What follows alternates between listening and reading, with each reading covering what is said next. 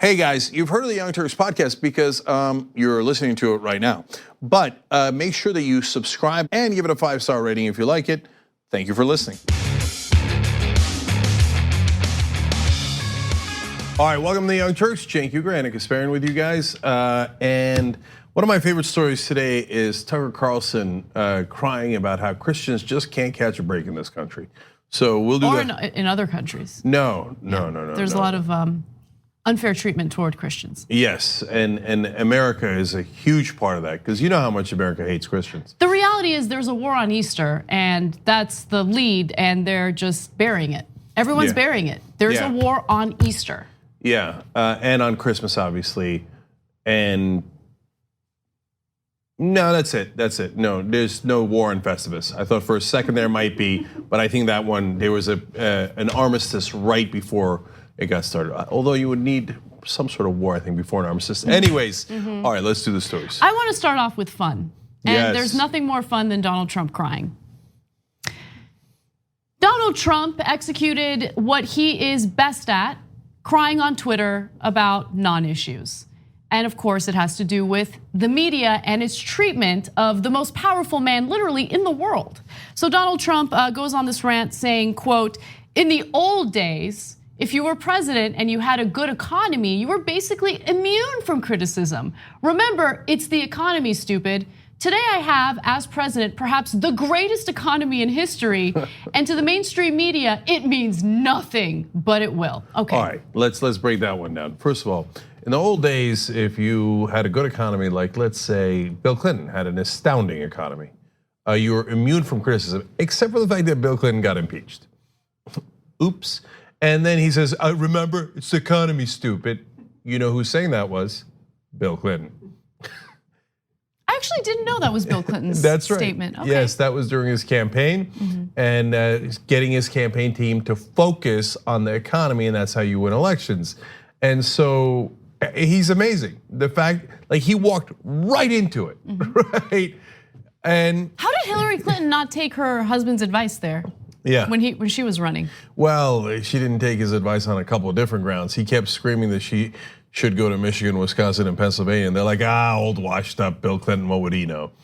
Oops, okay. But wait a minute, I thought he was immune from criticism because he had a great economy. By the way, guess what? The media does applaud you for the economy and you don't deserve anyone applauding you. And I'm not making the argument that, the economy started improving under Obama and you can't take credit. I'm not even making that argument. The economy actually sucks for a lot of people, and I'll explain why in just a second. But first, let me prove my point about how the media does give you credit over and over again for what they consider a great economy. In fact, the outlets that you criticize the most, CNN, Washington Post, they give you credit. Here's an example, CNN. Something feels different about the Trump economy. I've created over 1 million jobs since I'm president. There's a momentum, an energy, a bravado. The stock market is way up again today, and we're setting a record literally all the time. It's as if corporate America, Wall Street, and even blue-collar workers suddenly have their mojo back.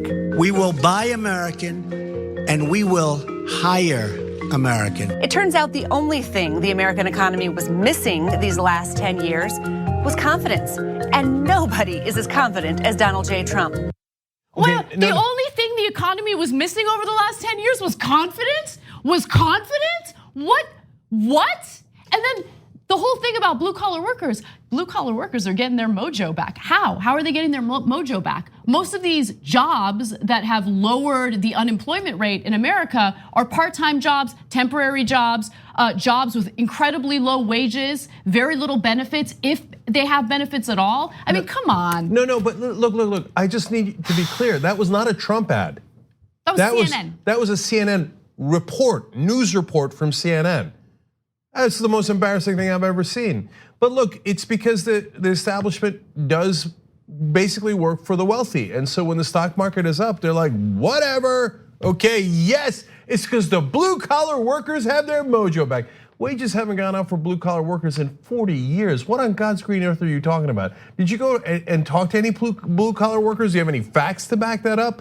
No, the economy runs on confidence. No, it doesn't. Man, by the way, she's not the first one to make that up. It's a mythology put out by the corporate media that, just these corporate executives, they just need a little confidence. And the way to give them confidence is to lower taxes so they all get richer. And that creates a stable economy that they can rely on and have confidence to do investments. Except they didn't do investments, they did stock buybacks.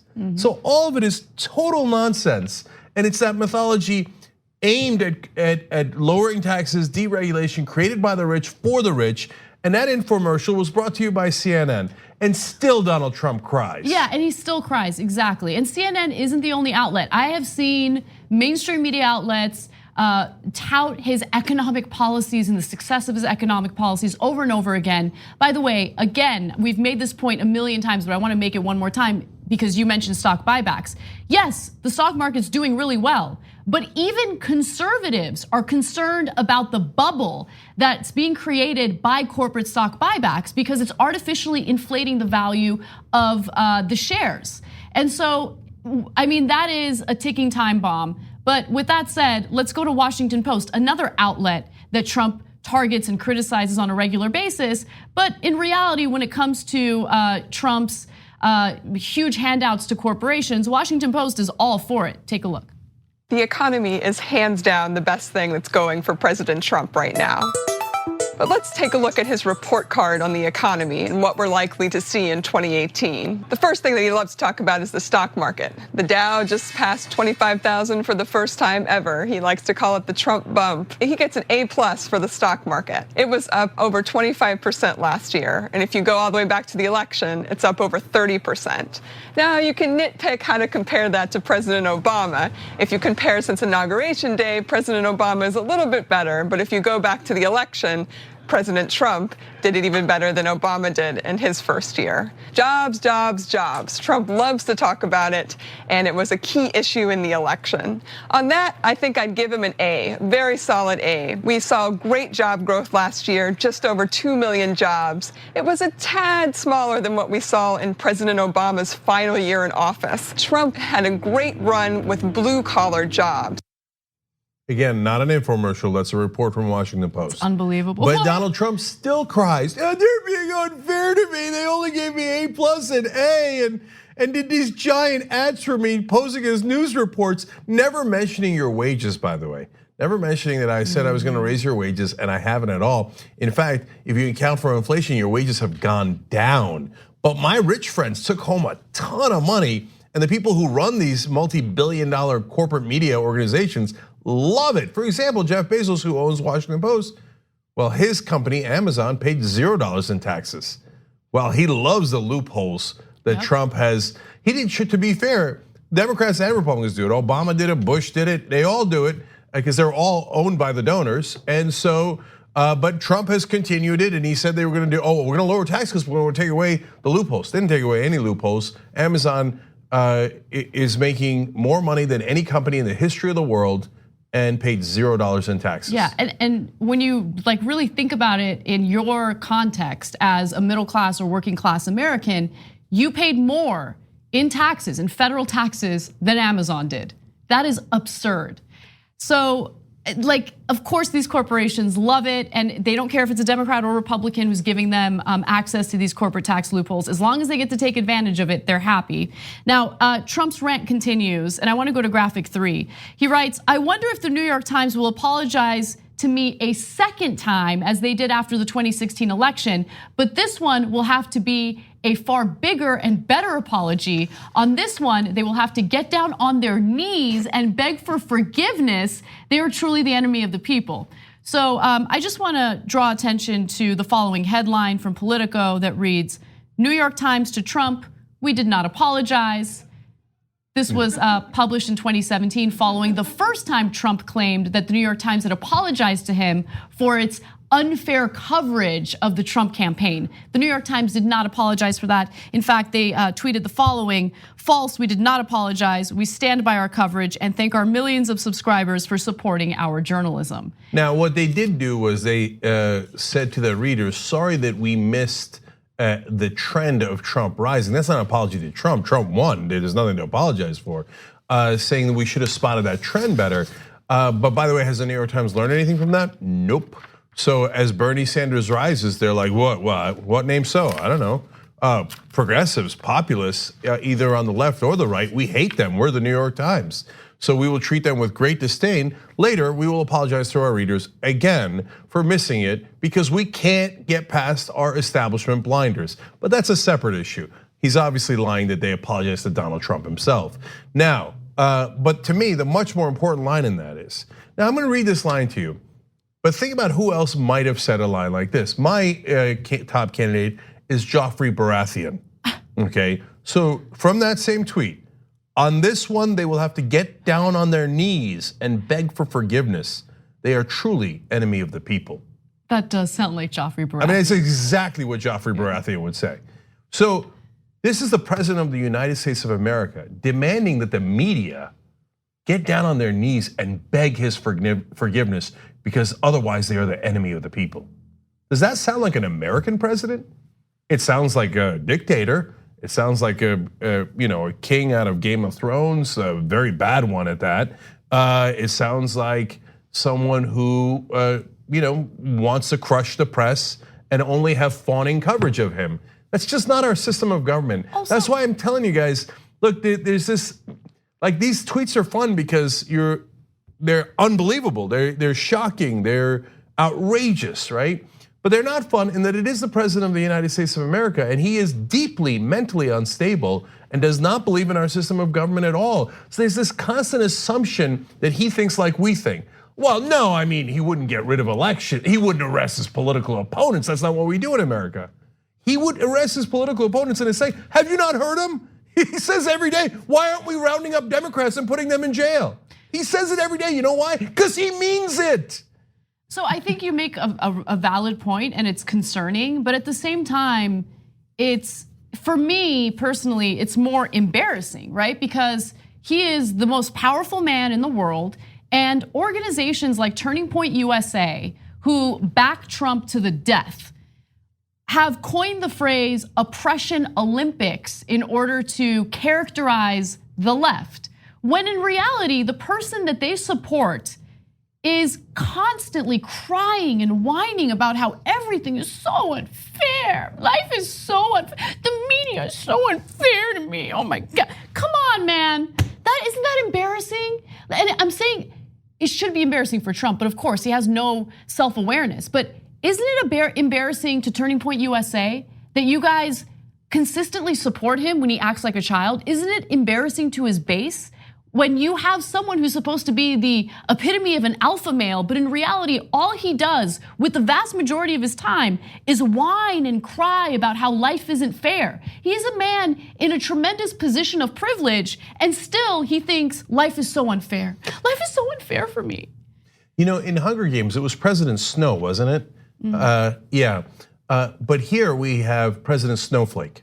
Totally. And every day he cries on Twitter, and every day conservatives are like, that's right, that's what a real man does. They go and they cry and cry and cry about how unfair everybody's being, okay? And one day they're gonna apologize to me and beg for forgiveness. That's what they're gonna do. God, you're all so pathetic. And but to me, even the more pathetic part is you are following and idolizing a literal lunatic. Yeah. A guy who's lost his mind, who's like, I will make them beg for forgiveness.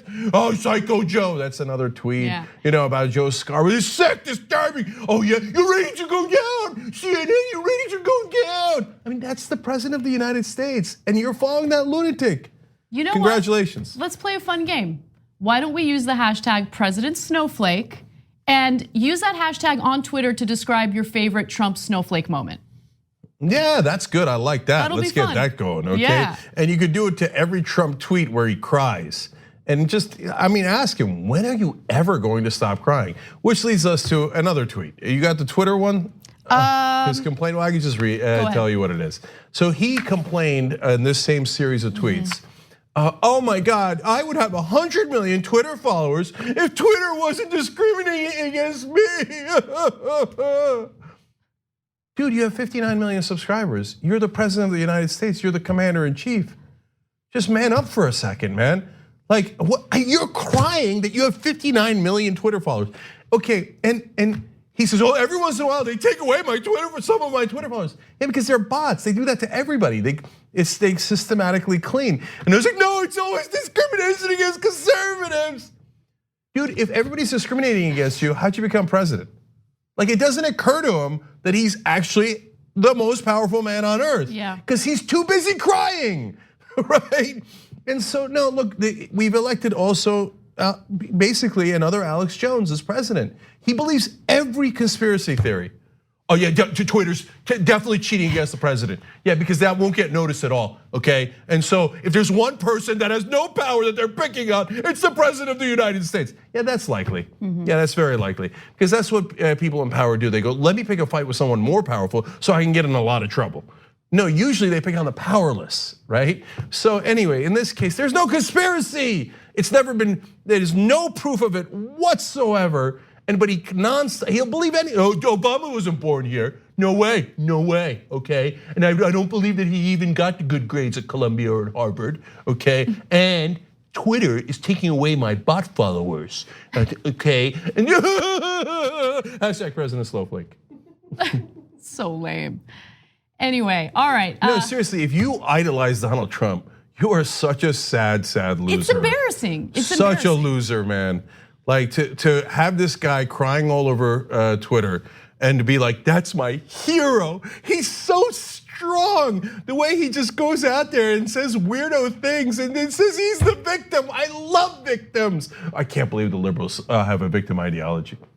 It's amazing, it really is. So let's talk a little bit about impeachment. That topic is the cause of a little bit of infighting for the Democrats, and I think there's a good reason for it. So let's talk about it. House Speaker Nancy Pelosi has been clear with other members of the House and also the Senate is having a similar debate about impeachment. Now, Nancy Pelosi has been clear in saying, I don't think that impeachment is a good idea. She held a call with House Democrats this week, and during that call, she made her case. She said, quote, we have to save our democracy. This isn't about Democrats or Republicans. It's about saving our democracy. If it is what we need to do to honor our responsibility to Congress, if that's the place. To the Constitution. Oh, to the Constitution. Sorry about that. To honor our responsibility to the Constitution, if that's the place the facts take us, that's the place we have to go. Now, that makes it seem as though she's in favor of impeachment, but what she's saying there is, no, let's hold. I don't think it's a good idea right now. There are a number of investigations happening, and we should wait to see where these investigations lead us. She also continued to say, I know it's going to take courage on the part of all of our members to stick with a program that might not be as fast as they want. But again, I confess to you, and I say this to even my good friend Val Demings, who by the way wants impeachment, for whom I have the highest esteem, I'm not struggling with this decision, meaning I'm not struggling with whether or not to impeach him. I do not want to proceed with impeachment proceedings. Yeah. So usual Democratic weak leadership. It's not the resistance, it's hashtag submission. And it was immediate. The surrender was so swift. Pelosi sent Steny Hoyer out, her number 2 in charge, within 4 hours of the actual Mueller report coming out to say, we are sorry, we will not impeach. Donald Trump is our leader, we will not impeach. We are so sorry. God, they're so pathetic. So let me just jump in for a second. Normally I would agree with you, and there are, of course, establishment Democrats like Nancy Pelosi who are incredibly weak. They don't want to fight. Now, the reason that they give is, look, this could actually backfire politically. We've discussed that on the show. I don't really want to, relitigate that.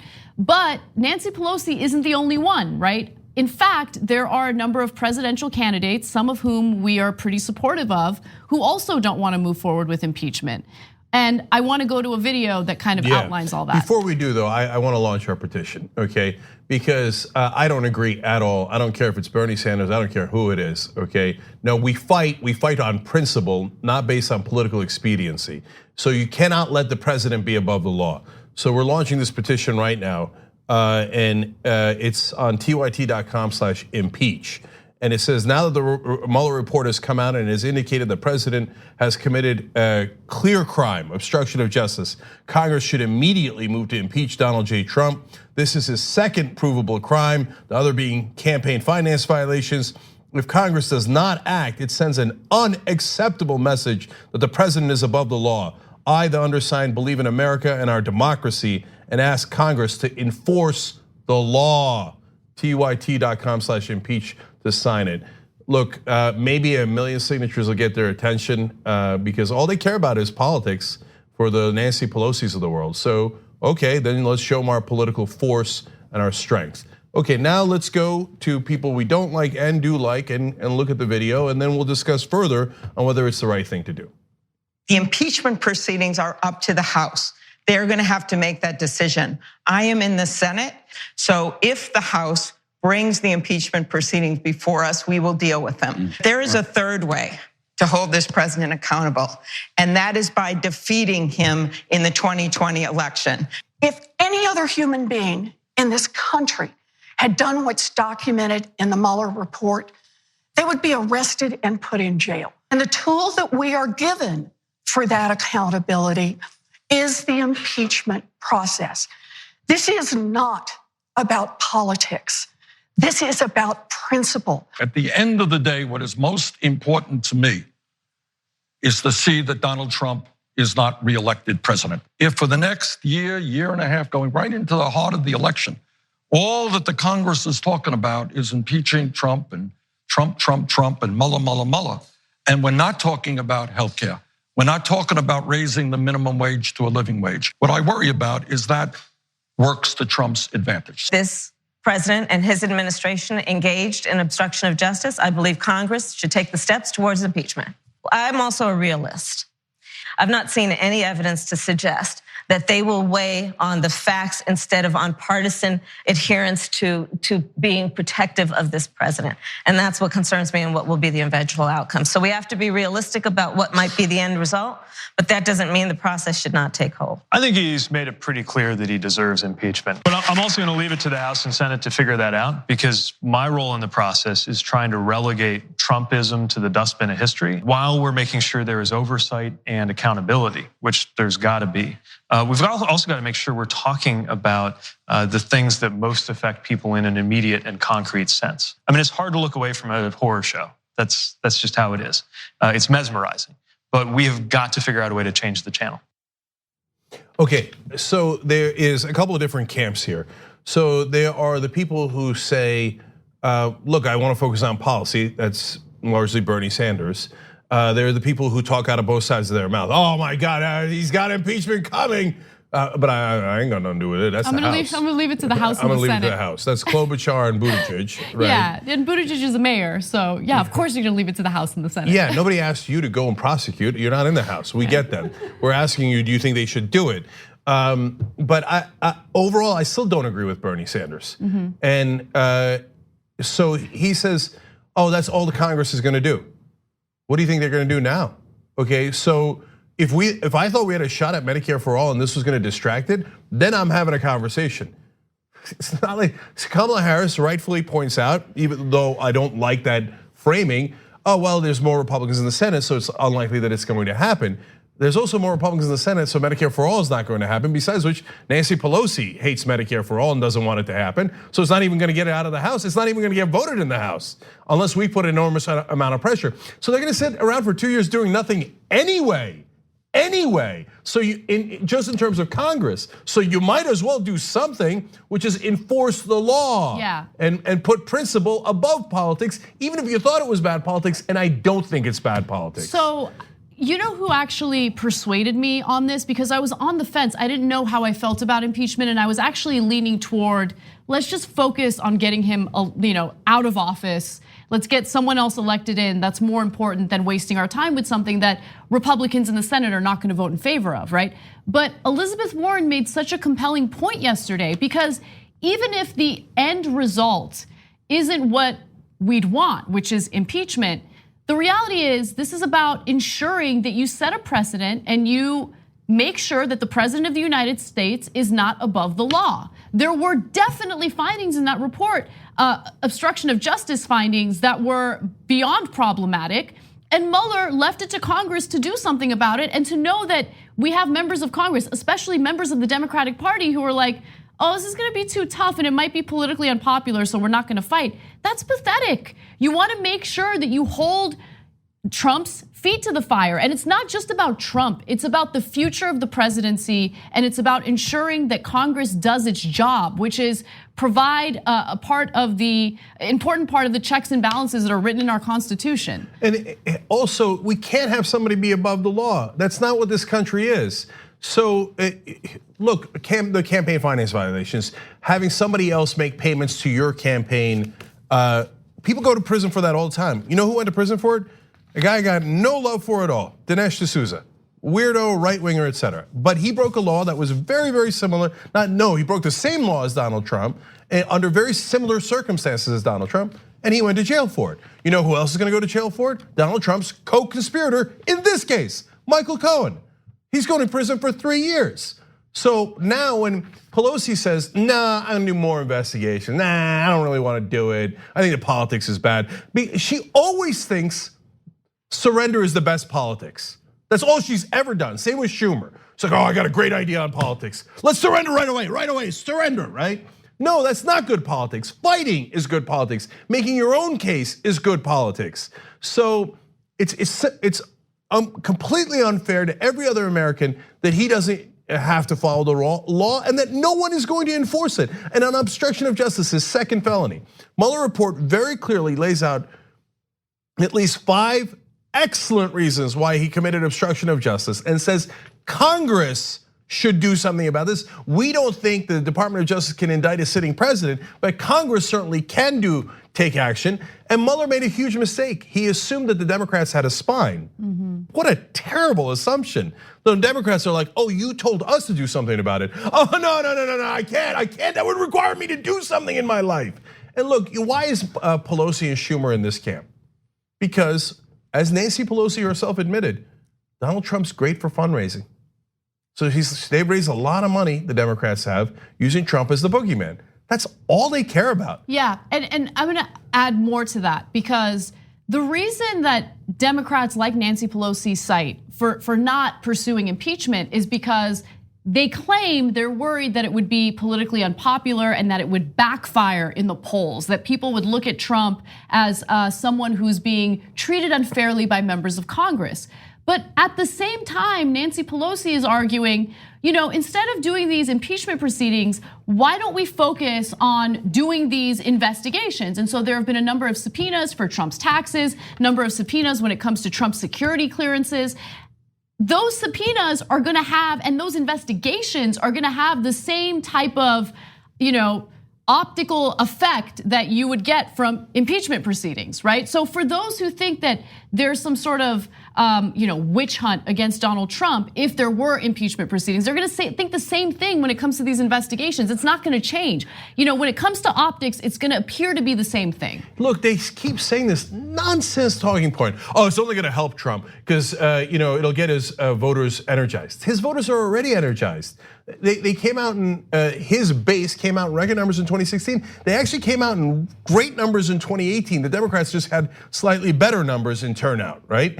So it's not like they were dispirited or anything in 2016. They keep like, oh, don't offend Republicans because then they might come out and vote. They come out and vote anyway, you morons. So no, yes, you're supposed to fight the other party. That's what you're supposed to do in an election, not tiptoe around them and be like, oh, I don't want to anger the Republicans. Are you guys okay? The Republicans, are you okay? Whereas the Republicans come in and punch Democrats in the face every single election. Do you ever see Mitch McConnell or Ted Cruz go, I don't want to offend Democratic voters? Hilarious. When they attack Democrats, they go, oh, no, this is a big gift to Nancy Pelosi. I can't believe we attacked Democrats. That was a big gift to Chuck Schumer. Never said. Think about that disparity. And again, the corporate media never points out that disparity. It's amazing and unbelievable. And so, lastly, on Anna's point about more investigations and the polling. So, you're gonna do more investigations, Pelosi? There's like a year and a half left. Well, like when they conclude a year from now, well, then we'll have a 4-month window. What you're saying is, I'm not gonna do it. I'm not gonna do impeachment. I'm not ever gonna do it. Now, are they right about the politics? Last thing. So yes, I've made this case 1,000 times. Fighting actually gets you to better results, and the Republicans have proved that through their strategy. And the Democrats lost 1,000 seats cowering in a corner from the Republicans. So those are facts. And so their strategies are proven failure over and over again. But right now, Donald Trump's approval rating stands at 39%. That's terrible. I remember when Bush slipped into the 30s and there was like a panic. And everybody's like, oh my God, a president is in the 30s. That's terrible. Can the Republican Party ever recover, et cetera? Trump is at 39%. Everybody's like, oh, he's on top of the world. Don't anger Trump voters, don't anger Trump. You're so scared, you're so sad. So, and they asked in that same poll, would you definitely vote for Trump, consider voting for Trump, definitely not vote for Trump, et cetera. 24% say they're definitely gonna vote for Trump. By the way, that's a bad number for him. I thought his immovable base was 28% based on other polling. Apparently it has moved. It's only 24%, that's a terrible number.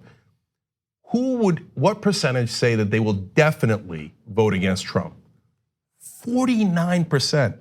That does not include the people who are likely to vote against Donald Trump or are on the fence or probably going to vote. None of that. Just definitely going to vote against Trump is at 49%. That's a monster number. He is deeply unpopular and still the Democrats are afraid of their own shadow. Pathetic. Look, the last line of this petition is the most important.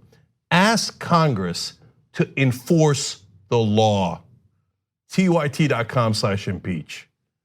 When we come back from the break, we are going to give you an update on the Federal Reserve and Trump's nominees for the Federal Reserve. Lots of drama, I love it. Total circus, clown show, a bunch of jugglers. We'll tell you about it when we come back. We need to talk about a relatively new show called the Republic, or UNFTR. As a Young Turks fan, you already know that the government, the media, and corporations are constantly peddling lies that serve the interests of the rich and powerful. But now there's a podcast dedicated to unraveling those lies, debunking the conventional wisdom. In each episode of On the Republic, or UNFTR, the host delves into a different historical episode or topic that's generally misunderstood or purposely obfuscated by the so-called powers that be, featuring in-depth research, razor-sharp commentary, and just the right amount of vulgarity. The UNFTR podcast takes a sledgehammer to what you thought you knew about some of the nation's most sacred historical cows. But don't just take my word for it. The New York Times described UNFTR as consistently compelling and educational, aiming to challenge conventional wisdom and upend the historical narratives that were taught in school. For as the great philosopher Yoda once put it, you must unlearn what you have learned. And that's true whether you're in Jedi training or you're uprooting and exposing all the propaganda and disinformation you've been fed over the course of your lifetime. So search for UNFTR in your podcast app today and get ready to get informed, angered, and entertained all at the same time.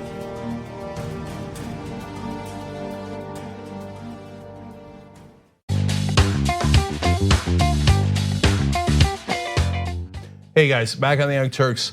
Little issue with our Twitter machine. So Anna, what's next? I want to tell you guys about something awesome that's going to be happening soon. Tomorrow on The Conversation, Meta World Peace. That's right. He's going to be on the show. It's going to be great. He's going to have a conversation with Cenk. I was waiting for the pit bull horns.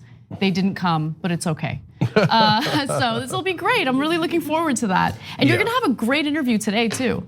Yeah, I got two good interviews. I got Max Blumenthal coming on, but also Dana Milbank from the Washington Post. He wrote that article comparing Bernie Sanders to Donald Trump. And so that should be an interesting conversation. Don't miss the third hour of today's show. Obviously, members get all of it, tyt.com/join. Anna, let's do it. All right. Donald Trump has named 2 individuals to serve on the Federal Reserve. One of those individuals was Herman Cain and the other was Stephen Moore. Now, Herman Cain is no longer up for consideration and Stephen Moore is, but there are some issues there and the drama is incredible. So let's start off with Herman Cain. Now, Herman Cain claims that he has told Donald Trump that he doesn't want to serve on the Federal Reserve and that he has asked Trump to not name him. Now, in reality, I think that it's a lot more complicated. There have been a number of Republicans Republican senators specifically, who said that they would not vote to confirm Herman Cain. Mitt Romney was one of them. And so Herman Cain says, no, I'm gonna put out an op-ed explaining what's really going on, and I'm gonna read you some of the excerpts here. So he says, after I went through phase 1 of the background check, which involves my 50-year business career being picked over like a carcass, I was told they were next checking everything I'd ever written for anything that could be controversial.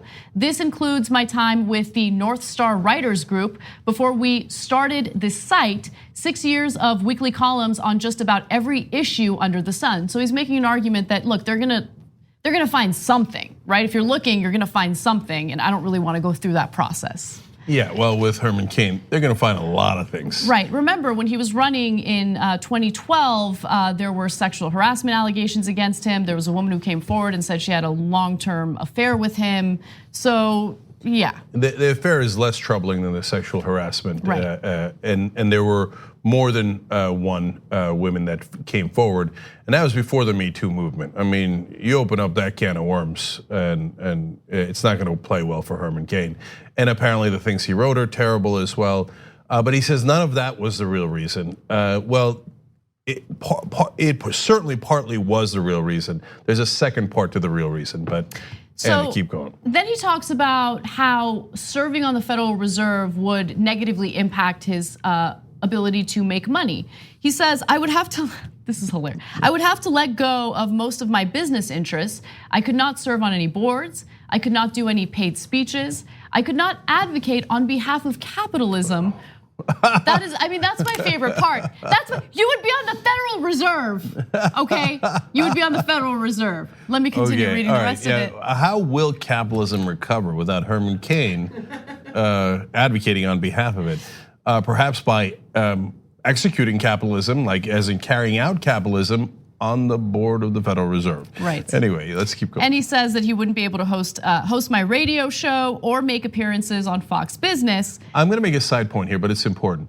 So look at the things that he labeled there. None of them are real businesses. They are all ways of funneling money to people who will say what Republicans wanna hear, especially if you're a minority who is saying things that Republicans wanna hear and right-wingers wanna hear. Paid speeches given to people by corporate interests and rich people, etc.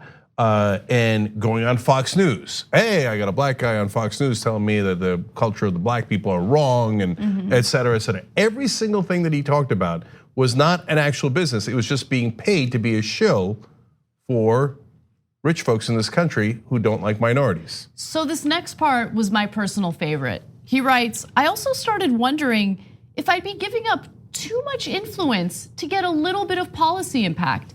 With my current media activities, I can reach close to 4 million people a month with the ideas I believe in. So I don't know, maybe I'm the one living under a rock, but Herman Cain had influence? Like one of the things that stood out about Trump potentially naming him as a nominee was the fact that Herman Cain has been MIA. Like no one's been thinking about Herman Cain, no one's considered Herman Cain. Herman Cain was not on the mind of any Americans at all, at all.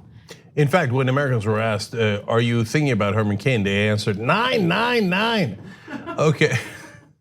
Okay, so, but I did love that quote because if he has so much influence with the 4 million people he's reaching per month that he's willing to turn down a Federal Reserve seat.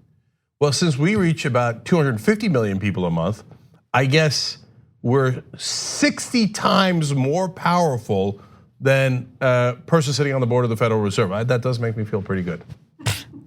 Okay, hey, Federal Reserve, don't even ask, don't even think about it. 60 times more powerful than you.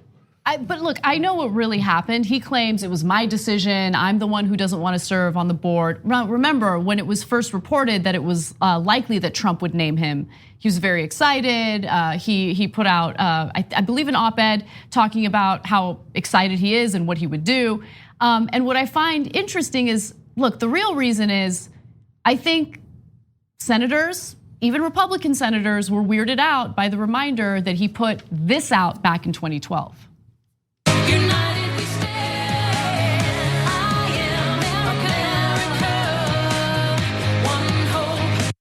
His ad. That was part of his ad, but it was creepy.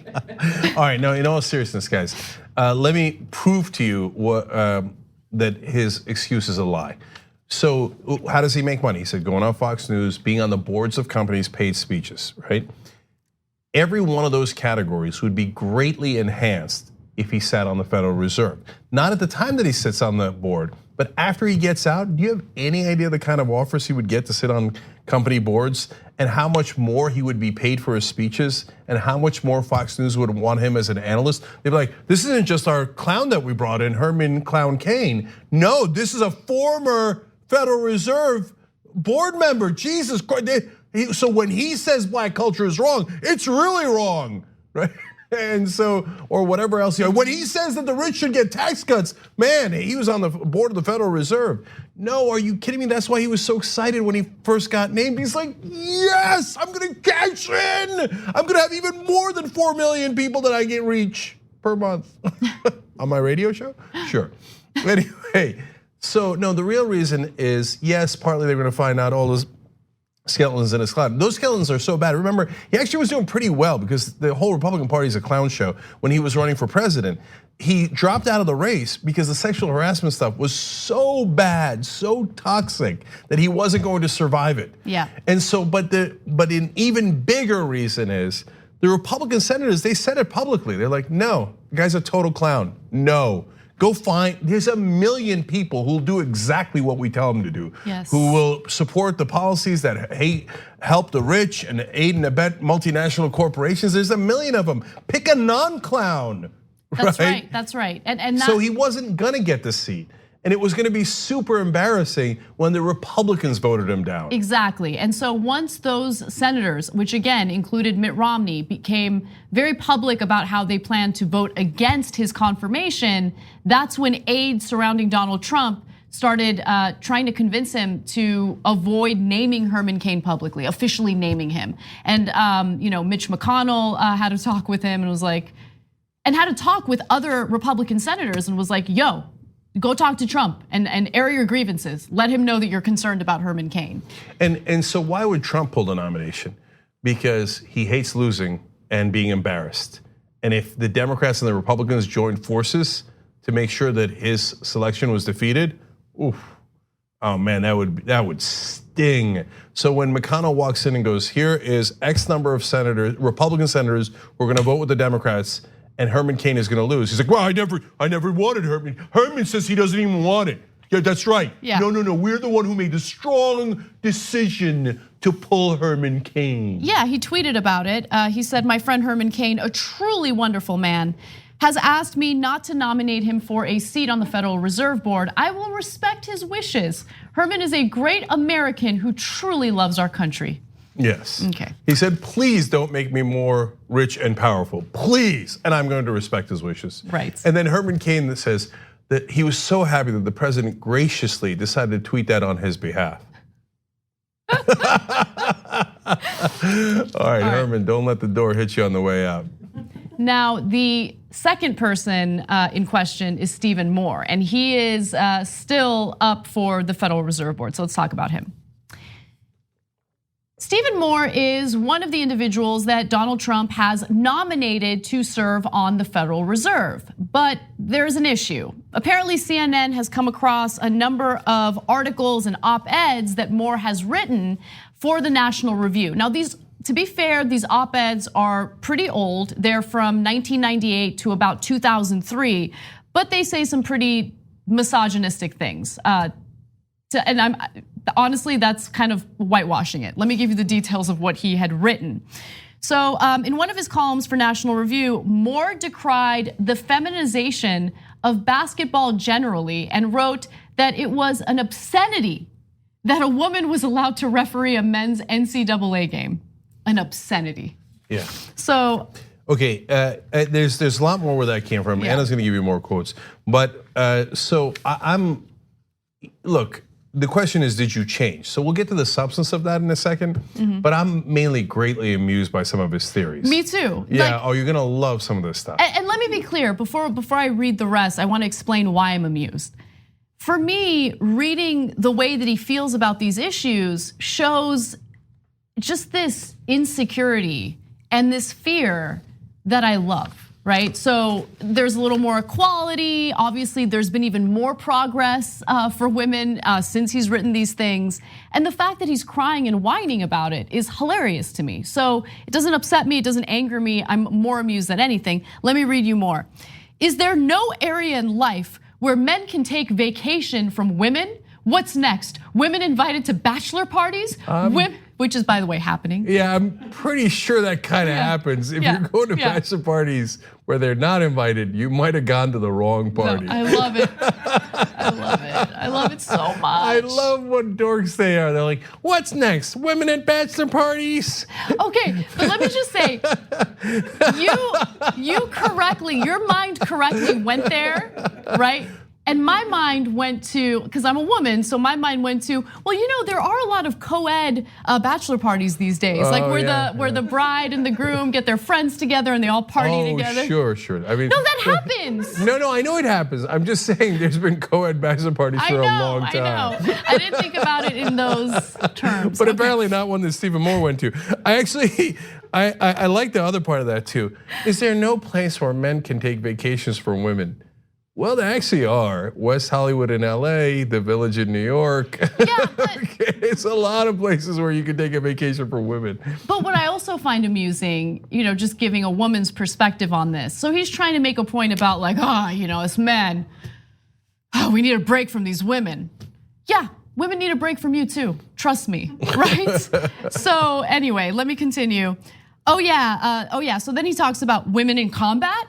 Oh yeah, they've done that already. Why can't women ref the women's games and men the men's games? These are the same guys who are always like, American military is #1, baby. Military's so strong. Well, women have been in combat for all that time. What happened? I thought we were supposed to fall apart. Look, one quick serious point. Women were not allowed into certain business organizations like the Rotary, et cetera. And you know what? It cost them a lot of business. And so my dad was one of the people who voted yes on allowing women into the Rotary because that's how it was back in the day. And he's like, yes, since they've come, you know what's happened? Nothing. We just do the same thing. We get together, we talk about business, we do some charity, we joke around a little bit, and now they get to do business deals too. But why is Stephen Moore and conservatives? Why are they so It's insecurity. Bothered by that? And dude, nobody's stopping you from going to a steak dinner with 3 of your best male friends. There's no law against it. No, there are laws. There are rules and regulations against mail time. You're not allowed to have. You're not allowed to have alone time with your male friends. Okay, we're watching you, Stephen Moore. We're coming for you. It's everything. I know. Look, it's a consistent theme with conservatives. Everything's about them being victims. I know. Why won't women leave me alone? Really, Stephen? That's your top problem? Women won't leave you alone? Okay. So there's more. So he says, no more women refs, no women announcers, no women beer vendors, no women anything. Women anything. No, I know, it's hilarious. There is, of course, an exception to this rule. Women are permitted to participate and if and only if they look like Bonnie Bernstein. The fact that Bonnie knows nothing about basketball is entirely irrelevant. And then he says, Bernstein should wear a halter top. This is a no-brainer, CBS. So I didn't know who she was because I'm not in that world. So I'm guessing he was attracted to her. Here's another solid guess, and I'd put his Federal Reserve Board seat on it. Bonnie Bernstein versus Stephen Moore in basketball trivia. No women allowed. No women allowed in trivia. Okay.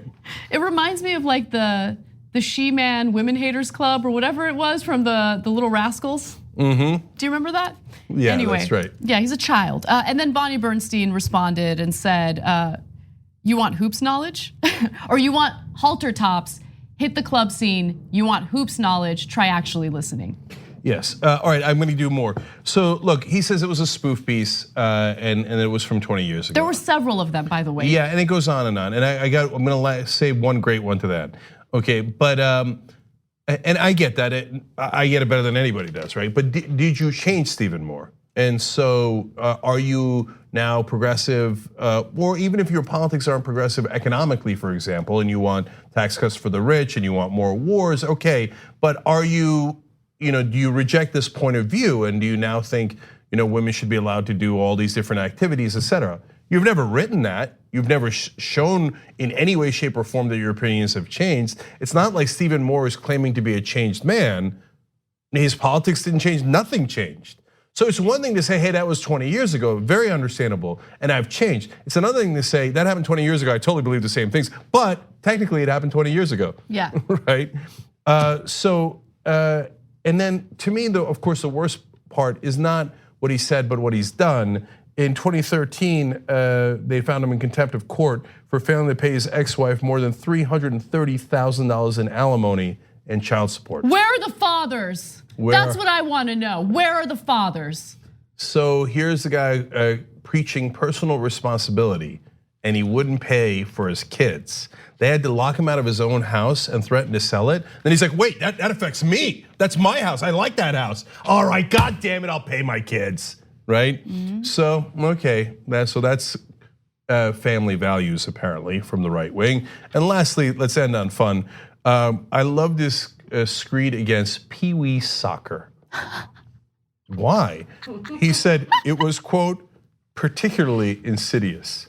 I've always wondered that about Pee Wee soccer. I always had a hunch that it was not just insidious, but particularly insidious. And so why? Because boys and girls play together. So here we go again. He's gonna say, oh my God, why are the boys? Because he keeps talking in a lot of these articles about how women are inferior, and so Venus Williams should not be paid as much as men. She's an inferior tennis player, et cetera. But no, hold the phone. It turns out he thinks at that age, girls are so much better than boys, it's not fair to the boys. Insidious. And he says it would do, quote, irreparable harm to the psyche of America's little boys. Oh my God. Oh, there's such snowflakes. It would never occur to me that my 8-year-old son playing soccer with girls would do irreparable harm to his psyche, because the girls are so much better, obviously, at that age. You should put him in therapy. So, and he's amazing, man. Everything is about protecting their tiny, fragile ego. Like, oh no, the girls are better than me. The girls aren't better than me. They're not better than me. Why can't I get a safe space from girls? Okay, this guy is, by the way, not nominated for some, undersecretary position. Federal Reserve Board. Clownorama. Well, you bring the circus to town, don't be surprised when the clowns show up. When we come back, we will talk about more clowns, including the right wing panicking over Elizabeth Warren's proposal to end student loan debt. At TYT, we frequently talk about all the ways that big tech companies are taking control of our online lives, constantly monitoring us and storing and selling our data. But that doesn't mean we have to let them. It's possible to stay anonymous online and hide your data from the prying eyes of big tech. And one of the best ways is with ExpressVPN. ExpressVPN hides your IP address, making your activity more difficult to trace and sell to advertisers. ExpressVPN also encrypts 100% of your network data to protect you from eavesdroppers and cyber criminals. And it's also easy to install. A single mouse click protects all your devices. But listen, guys, this is important. ExpressVPN is rated #1 by CNET and Wired magazine. So take back control of your life online and secure your data with a top VPN solution available, ExpressVPN. And if you go to expressvpn.com/TYT, you can get 3 extra months for free with this exclusive link just for TYT fans. That's expressvpn.com/TYT. Check it out today. We hope you're enjoying this free clip from the Young Turks. If you want to get the whole show and more exclusive content while supporting independent media, become a member at tyt.com/join today. In the meantime, enjoy this free segment.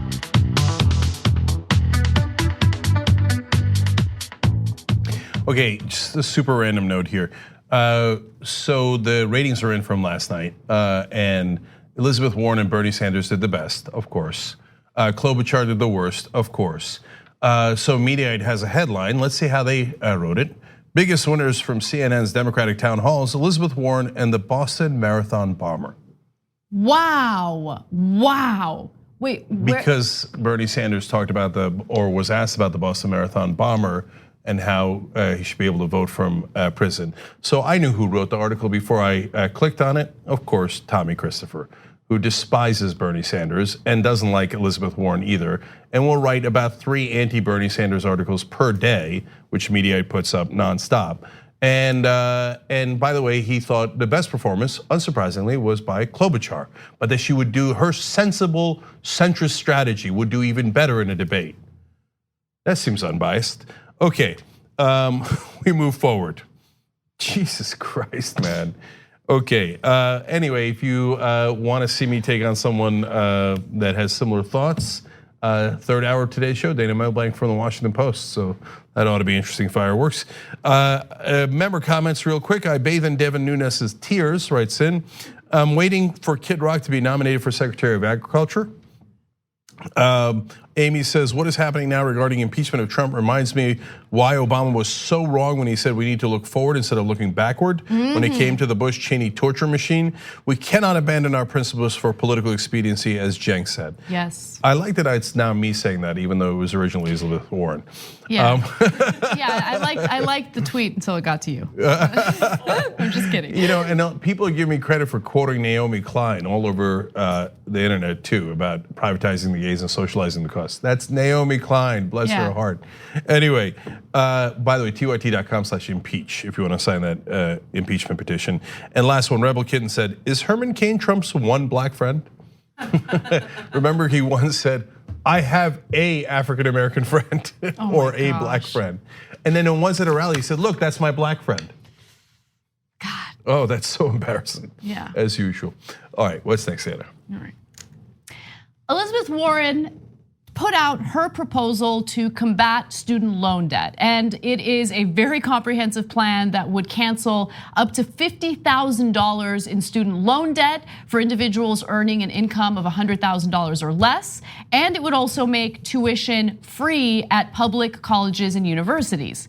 Now, of course, as expected, there are some people on the right, and I would assume a few people on the left as well, who have an issue with canceling student loan debt. And it's because of the argument that you're about to see. Now, this is an opinion piece that was published in the Washington Examiner. That is a right-wing outlet, so let's be clear about that. But nonetheless, here's the headline. Elizabeth Warren's plan to cancel student loan debt would be a slap in the face to all those who struggle to pay off their loans. So it's written by a man named Philip Klein. And apparently he got a lot of angry responses to this op-ed, but let me read you the case that he's making. In the escalating battle of the 2020 Democratic presidential candidates to see who can offer the most free stuff, Senator Elizabeth Warren has taken the extraordinary step of calling for having the government forgive student loan debt. This pander will not only be incredibly costly, but it will be a slap in the face to those who have already struggled to pay off their student loans without government assistance. So he's arguing, look, I mean, all these people who did the right thing and managed to pay off their student loans are gonna be upset, and they should be upset. But here's the thing, like forgiving student loan debt and making tuition free at public colleges and universities doesn't simply benefit the individual who's going to school or wants to get an education. It benefits everyone. So let me give you specific examples. And he acknowledges some of this, by the way. If the millennial generation is burdened with so much debt that they can't, let's say, qualify for mortgages, then they're not able to buy homes. You know who that affects?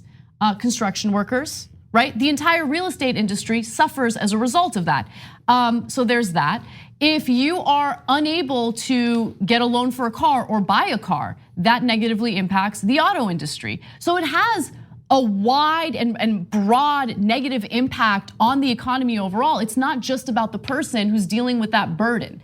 And also, okay, so if you find cures for illnesses, do you refuse to give that cure to people who are suffering from those illnesses because people in the past died from those illnesses? Yeah, hey, that's one to grow on right there. Under this logic, we shouldn't ever fix anything. Well, hey, look, the people who suffered before, they had to suffer. So what are you going around fixing it for? One of our viewers wrote in yesterday saying, hey, look, for the people who were unjustly imprisoned but served their whole sentence, I guess they should turn around and say, don't let any of the unjustly imprisoned people go because I had to serve my whole sentence. Yeah. Right? No, that's not how it should work. You should say, oh, thank God they're at least freeing them, right? Because we were all put into prison when we shouldn't be, for example. And more importantly, look, I don't deny that people, had to deal with the burdens of student loan debt, a decade ago. But the point that I want to make is that the costs of going to college have really skyrocketed over the last decade. So someone looking to get a college education today, or someone looking to get a college education 5 years ago, is dealing with a completely different animal compared to someone who went to college 20 years ago, 25 years ago, right? And so the problem keeps getting worse, and it's having more and more of an impact on our broader economy. And this is why it's important to do something about it now. It's also serving as a deterrent for millennials who might want to start a family but think, hey, you know what? I don't think I can. I don't think I can afford a kid because I'm dealing with these loans that I can't get rid of even if I file for bankruptcy. And B, what if I do have a kid and I want to put him or her in school? I can't afford it. Yeah, look, I partly get it because I hated doing homework when I was a kid. And if I ever did my homework and then the teacher said, oh, by the way, I changed my mind, you don't have to hand that in, I would have been like, no. Now, luckily, I never made that mistake. I'd always turn it in late or sometimes not at all. Anyway, but we shouldn't let that bitterness affect policy. So because under the same logic, you could say, I can't believe the greatest generation didn't have to pay for college like I had to pay for college. Those goddamn World War II veterans, right. I can't believe they got the GI Bill and then they built this country because they had economic opportunity and then they gave me economic opportunity. Right, no, we had it right back then. You give people economic opportunity and the economy grows and people get a chance to live the American dream. Now, if you paid all those debts like a lot of us did, yeah, in a sense, you got screwed. And you know who you got screwed by? The donor class. They paid the politicians to change the laws. And so the laws they changed meant that the rich paid less taxes, corporations paid less taxes. And so they had to get the money from somewhere. So they stopped funding college like they used to at the federal and state level. So then they had to increase tuition. Yes. So you did get screwed, but you didn't get screwed by the people who are now would be the beneficiary of the correct policy. You got screwed by the people who shifted those costs onto you when you should have never had to pay those costs. Yeah. Like for example, if you had to, if later we shifted, they kept on going, which they're trying to do now, and shifted the cost of high school and junior high and elementary school onto the students. And so what, we can never fix that? Oh, no, the rich wanted lower and lower and lower taxes. So now the elementary school kids have to start taking out loans. And so since they started taking out loans and then some of them paid it, never fix the system. Yeah. Never fix it. So that makes no sense. So this part of his op-ed, tried to kind of illustrate this and how unfair it is that some people had to suffer and do the right thing and others don't have to at the same extent, right? Because, by the way, let me be clear about one other thing. I like Elizabeth Warren's policy. And I think that it's the most progressive from what we've seen of any other candidate, but it doesn't cancel all student loan debt. $50,000 is a lot, but it doesn't cover all of the loans that a lot of students have to take out, especially graduate students. So some people are still gonna have loans that they're gonna have to pay off. So it doesn't wipe out student loan debt for everyone completely. It does for a pretty sizable portion of borrowers, but just keep that in mind for context. He continues to write, there are those who have cut expenses to the bare bones to pay off loans while watching their friends with similar salaries eat out and travel and deprioritize paying off loans. Those who are more responsible will feel justifiably enraged at the idea that those who may have been more profligate will now get a bailout from the government. Okay, so the reason why I want to read that to you is because it shows you where his head is at and how conservatives think of people who have trouble paying off their loans.